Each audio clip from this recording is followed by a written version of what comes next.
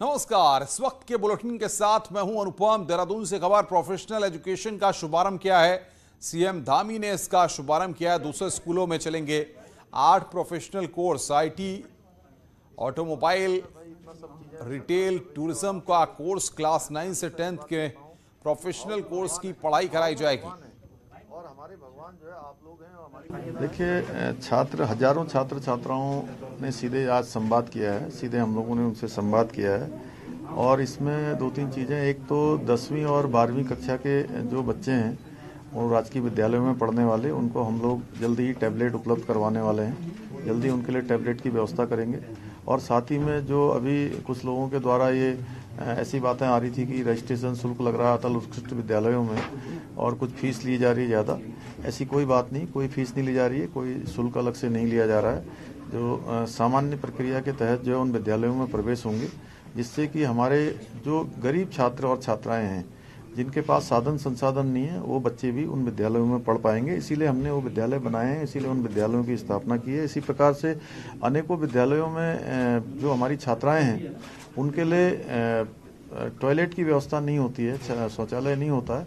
हमने आज ये यहाँ से घोषणा करी है कि सभी में अलग से हमारी छात्रा बहनों के लिए भी टॉयलेट की व्यवस्था की जाएगी। और शिवानंद नौटियाल जो छात्रवृत्ति पहले 250 रुपये मिलती थी, उसको बढ़ाकर।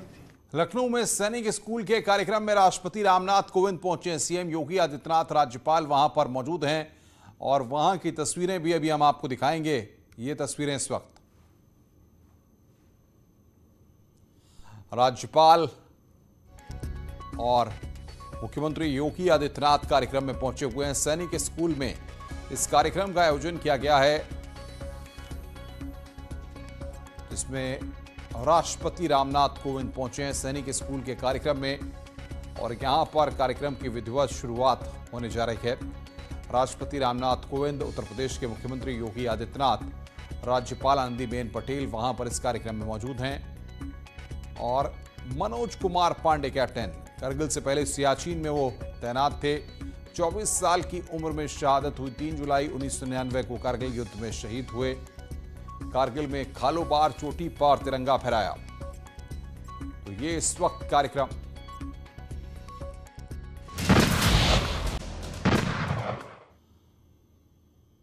अफगानिस्तान में राजधानी काबुल में एयरपोर्ट के पास गुरुवार को धमाके हुए। इस विस्फोट में करीब 60 लोगों के मरने और 140 लोगों के घायल होने की खबर है। हमले में 3 अमेरिकी सैनिक भी घायल हुए हैं। सबसे पहले पेंटागन ने दोनों एयरपोर्ट पर हुए हमलों की पुष्टि की। आतंकवादी संगठन इस्लामिक स्टेट ने इस हमले की जिम्मेदारी ली है। वैसे तो तालिबान और इस्लामिक स्टेट दोनों ही कट्टरपंथी हैं, लेकिन दोनों के बीच बिल्कुल नहीं बनती। इस्लामिक स्टेट के अफगानिस्तान चैप्टर आईएस खुरासान को लेकर आशंका जाहिर की गई थी कि वो बड़े हमले कर सकता है। खुद अमेरिकी राष्ट्रपति जो बाइडेन ने भी आशंका जाहिर की थी। धमाकों के बाद काबुल एयरपोर्ट पर अफरा तफरी का माहौल है। धमाकों के बाद अमेरिकी दूतावास ने अलर्ट जारी किया है। दूतावास ने लोगों को एयरपोर्ट की ओर नहीं जाने के लिए कहा है। दूतावास ने एडवाइजरी जारी करते हुए कहा है कि जो भी अमेरिकी नागरिक एबी गेट, ईस्ट गेट या नॉर्थ गेट के पास हैं, वो वहां से तुरंत निकलें और काबुल एयरपोर्ट के पास जाने से बचें। तो 3 तस्वीरें इस वक्त आपकी स्क्रीन पर। पहला धमाका, दूसरा धमाका और तीसरा धमाका। ये 3 तस्वीरें इस वक्त हम आपकी स्क्रीन पर आपको दिखा रहे हैं।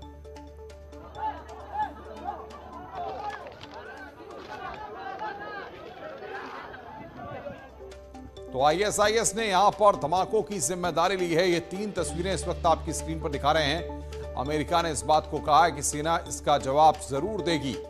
तो काबुल एयरपोर्ट पर 3 ब्लास्ट हुए, जिसकी तस्वीरें आपकी स्क्रीन पर। पहली तस्वीर हम आपको दिखा रहे हैं एयरपोर्ट के एबे गेट पर जो धमाका हुआ। दूसरा बैरन होटल के पास धमाका हुआ और तीसरा धमाका काबुल एयरपोर्ट के पास हुआ। तो ये 3 धमाकों की तस्वीर इस वक्त आपकी स्क्रीन पर। और ये 3 तस्वीरें एक और हम आपको दिखा रहे हैं। 13 अमेरिकी सैनिकों की मौत होती है। दूसरी तस्वीर में कई अमेरिकी सैनिक वहां पर घायल हैं, जिनका अस्पतालों में इलाज चल रहा है। और जो बाइडेन ने जो अपडेट इस वक्त आया, 103 लोगों की मौत हो गई है। ये यहां पर अपडेट इस वक्त हमारे पास आया है। 103 लोगों की मौत हुई है हमले पर। अमेरिका की नजर लगातार बनी हुई है। जो बाइडेन ने इस बात की जानकारी ली है और ये अपडेट इस वक्त हमारे पास है। 103 लोगों की मौत हुई है धमाकों में, 103 लोगों के मरने की खबर है। काबुल में आतंकी हमला हुआ, पहली तस्वीर। दूसरा, कई लोग जो वहां पर घायल हैं उनका अस्पताल में इलाज जारी है। वहीं अमेरिकी राष्ट्रपति जो बाइडेन ने इस हमले की निंदा की है, साथ ही कहा है कि उनकी सेना इसका जवाब जरूर देगी। जो बाइडेन ने कहा कि हम ये नहीं भूलेंगे और ना ही माफ करेंगे, हम ढूंढ कर रहेंगे और इसकी कीमत चुकानी पड़ेगी। We will not be deterred by terrorists. We will not let them stop our mission. We will continue the evacuation. I also ordered my commanders to develop operational plans to strike ISIS-K assets, leadership, and facilities. We will respond with force and precision at our time, at the place we choose, in the moment of our choosing. Here's what you need to know. These ISIS terrorists will not win. We will rescue the Americans there. We will get our Afghan allies out, and our mission will go on. America will not be intimidated, and I have the utmost confidence in our brave service members who continue to execute this mission with courage and honor to save lives and get Americans, our partners, our Afghan allies out of Afghanistan. Kabul में हालात लगातार बिगड़ रहे हैं। तालिबान ने अफगानिस्तान के नागरिकों के देश छोड़ने पर रोक लगा दी है, जिसके बाद काबुल एयरपोर्ट के बाहर लोगों की भारी भीड़ जुट गई है। कई अफगानी नागरिक पाकिस्तान जाने की फिराक में जुटे हैं। इस बीच अमेरिका, ब्रिटेन और ऑस्ट्रेलिया ने अपने नागरिकों को काबुल एयरपोर्ट से दूर रहने की चेतावनी दी है। काबुल एयरपोर्ट के बाहर जुटी भीड़ को तितर-बितर करने के लिए आंसू गैस का इस्तेमाल किया, जिसके बाद एयरपोर्ट के बाहर जुटे लोग यहां वहां दौड़ने लगे। कुछ महिलाएं और बच्चे जो सड़क किनारे बैठे थे, उनका तो दम घुटने लगा। लेकिन जो लोग तालिबान की गोलियों से नहीं डरे, वो आंसू गैस के गोलों से क्या डरते। वो खांसते रहे। उन्होंने बच्चों के मुंह पर मास्क भी लगा दिया, लेकिन वहां से हटे नहीं। काबुल एयरपोर्ट के बाहर से लोगों को हटाने के लिए उन पर पानी की बौछार भी की गई, लेकिन ये सारे तरीके थोड़ी ही देर तक काम आए। देश छोड़ने की कोशिश में जुटे लोगों ने फिर से हिम्मत बटोरी और अपने कागज दिखाकर एयरपोर्ट के अंदर दाखिल होने की कोशिश करने लगे। तालिबान के देश न छोड़ने के फरमान के बाद तो अफगान नागरिक और घबरा गए। बहुत सारे लोग तो अपना बोरिया बिस्तर समेटकर अफगानिस्तान और पाकिस्तान की सीमा की ओर निकल पड़े, जिसकी वजह से अफगानिस्तान पाकिस्तान बॉर्डर पर भगदड़ जैसे हालात बन गए। सीमा पर इकट्ठा इन लोगों को ये तो पता था कि उन्हें देश छोड़ना है, लेकिन ये नहीं कि कैसे, उसका रास्ता क्या है और वो अपना सामान लेकर अफगानिस्तान से पाकिस्तान जाएंगे कैसे। हजारों में जो चंद लोग पाकिस्तान पहुंच गए, उन्हें भी कड़ी जांच के बाद वहां एंट्री मिली। तालिबान नहीं चाहते कि अफगानिस्तान के लोग देश छोड़ें। शुरू में तो उन्होंने सख्ती न करने का दिखावा किया, लेकिन बाद में उन्होंने काबुल एयरपोर्ट के बाहर खून की होली खेली। उन्होंने महिलाओं और बच्चों तक पर रहम नहीं किया। गोलियों की तड़तड़ाहट और काबुल एयरपोर्ट के बाहर चीखते मासूमों की आवाज दुनिया सुन चुकी है।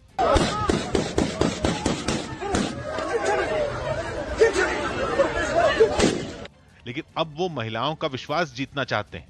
न्यूज़ 18 से बातचीत में तालिबान के प्रवक्ता ने उनके राज में महिलाओं को शिक्षा पाने और काम करने की आजादी देने का भरोसा दिया। Women not allowed to come to work. Women were given to understand in Ghazni they were beaten up for wearing jeans. Don't you see this as a major concern? The women can have access to education and to work while they observing hijab. Taliban ने वादा तो कर दिया, लेकिन उन पर भरोसा करना मुश्किल है। 20 साल पहले हो या अब, तालिबान के लड़ाके लोगों से ऐसे पेश आते हैं जैसे वो इंसान नहीं बल्कि जानवर हैं। यही वजह है कि लोग अपना देश छोड़कर जाने के लिए जान पर खेल रहे हैं। अफगानिस्तान में फंसे भारतीयों को वापस लाने के लिए भारत की तरफ से कोशिशें लगातार जारी हैं। विदेश मंत्री ने सर्वदलीय मीटिंग में अफगानिस्तान से लोगों को निकाल करके चल रहे मिशन की जानकारी दी है। ऑपरेशन देवी शक्ति के तहत 3 अगस्त से पहले लोगों को वापस लाया जाएगा। अफगानिस्तान में फंसे भारतीयों और वहां से भारत आने की कोशिश कर रहे अफगानी नागरिकों को एयरलिफ्ट करने का मिशन पूरी ताकत के साथ जारी है। विदेश मंत्री एस जयशंकर ने सर्वदलीय मीटिंग में सभी राजनीतिक पार्टियों को अफगानिस्तान से लोगों को निकालने के लिए चल रहे मिशन की जानकारी दी। विदेश मंत्री ने कहा कि वहां हालात बहुत खराब हैं, लेकिन वायुसेना के द्वारा चलाए जा रहे ऑपरेशन देवी शक्ति के तहत लोगों को हर हाल में 31 अगस्त से पहले वापस लाया जाएगा। We have under Operation Devi Shakti done 6 flights. The latest flights was this morning, which took off at 3 o'clock. We have brought back most of the Indians, but not all of them. There are still a few out there. Some of them could not make it for the flight yesterday. But definitely we will try and bring out everybody. We have also brought out some Afghan citizens who wanted to come to India at this point of time. सर्वदलीय बैठक की सबसे खास बात यह रही कि अफगानिस्तान को लेकर केंद्र सरकार की रणनीति और रेस्क्यू मिशन का विपक्ष ने समर्थन किया। अफगानिस्तान के मसले पर बुलाई गई सर्वदलीय बैठक में सरकार ने काबुल से अपने नागरिकों और वैध शरणार्थियों को यहां भारत सुरक्षित लाने की पूरी रणनीति की जानकारी दी। विदेश मंत्री ने कहा कि इस समय देश को एकजुट रहने की जरूरत है। विदेश मंत्री एस जयशंकर ने साफ कहा कि अभी काबुल की स्थिति ठीक नहीं है। 31 अगस्त से पहले अपने तमाम नागरिकों को सुरक्षित यहां लाना एक बड़ी चुनौती है।